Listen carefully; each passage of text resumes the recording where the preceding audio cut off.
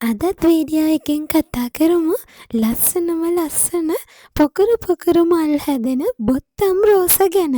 මොනවද මේ බොත්තම් රෝස කියලා කියන්නේ? අලුත් රෝස වර්ගයක් නෙමෙයි අනේ.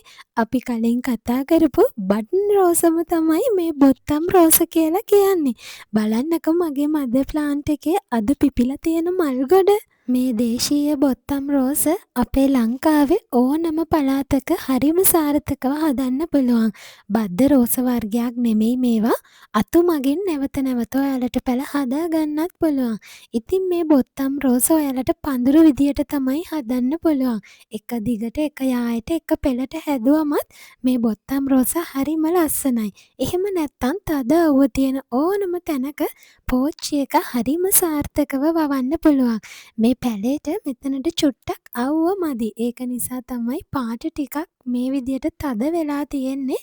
සාමාන්‍යයෙන් ගිනි ගහන අවුවට දැම්මනම් මීටත් වඩා මේක පාට වෙනවා. ඉතින් ඔයාලට දේශීය බොත්තම් රෝස පාට 7ක්ම අපෙන් මිලදී ගන්න පුළුවන්. WhatsApp නම්බර්ස් දෙකෙන් එකකට ඔයාගේ ඕඩර් එක එවන්න.